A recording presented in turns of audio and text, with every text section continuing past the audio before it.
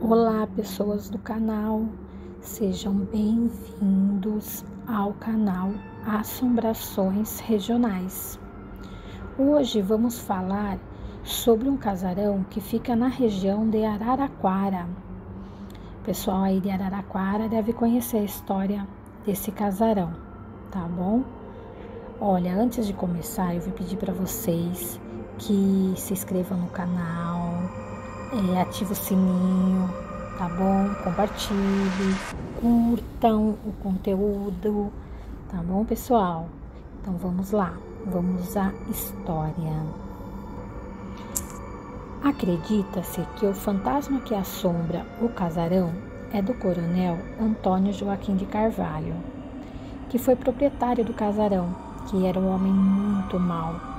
Ele era mau não só com algumas pessoas ao redor dele, como também com os escravos, que ele acorrentava, maltratava ao extremo.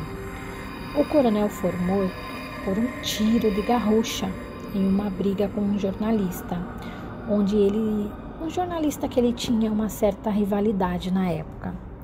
O coronel Joaquim de Carvalho era um homem muito materialista e apegado a tudo que tinha. Na região, acredita-se que ele continua no casarão por essa razão, por ser tão apegado às coisas dele.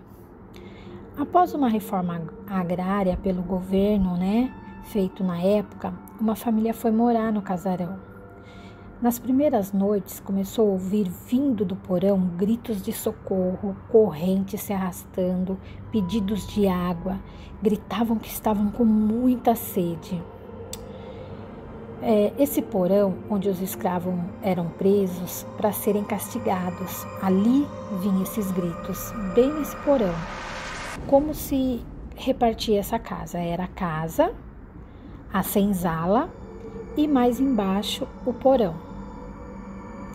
A casa, ou aliás, o casarão era lindo, lindo para a época, com 40 quartos, onde os poderosos frequentavam em festas e reuniões. Vamos lá, voltando a falar na primeira noite que a família dormiu na casa, ouviu todos aqueles pedidos de lamentações, ouviu muitos pedidos de lamentações. A família achou que era alguém da região querendo pregar uma peça neles, por serem novos por ali. Saiu todo mundo correndo de dentro da casa, desesperado para ver se pegava a pessoa. Procuraram por todo ao redor do casarão. Nada. Foi aí que perceberam que a casa era mesmo assombrada. Resolveram então aterrar o porão para ver se melhorava um pouco, porque eles não tinham para onde ir, ou ficavam, Aí resolveram então aterrar o porão. Parece que deu uma amenizada na situação da época. Mas mesmo assim eles não aguentaram ficar muito tempo na casa não. Tudo bem, o pessoal foi embora, se mudou da casa. E essa fama do casarão foi se espalhando aos poucos na região. Mas ela pegou mesmo o Brasil todo, que o Brasil todo sabe do casarão. Quando um grupo de amigos foram até lá. Até esse pessoal é da região. Foi até lá para tirar umas fotos, para ver se percebia alguma coisa nas fotos. E aí, pasmem, dito e feito, apareceu um vulto negro na foto e era bem percebível a olho nu. Depois dessas fotos, muitos curiosos e caçadores de fantasmas foram até o local e nenhum saiu de lá sem provas. No ano de 2017, um apresentador de TV foi até o casarão e passou uma noite, onde disse passar uma noite muito turbulenta, com um ar pesado sobre o local. Sua equipe tirou algumas fotos, onde todas apareceram muitos vultos e sombras. Mostraram assim em rede nacional a veracidade dos fatos, que realmente algo estranho acontece e aconteceu naquele casarão. As fotos que eles tiraram ficaram à disposição de todos para analisar, porque houve muitos boatos de que eram mexidas em Photoshop essas fotos. Mas ficou ali à disposição de quem quisesse analisar as fotos. E muita gente fez isso e ninguém constatou nada de Photoshop nas fotos. Então, quer dizer, as fotos eram mesmo reais. Algumas fotos na janela no andar de cima do casarão aparecem vultos.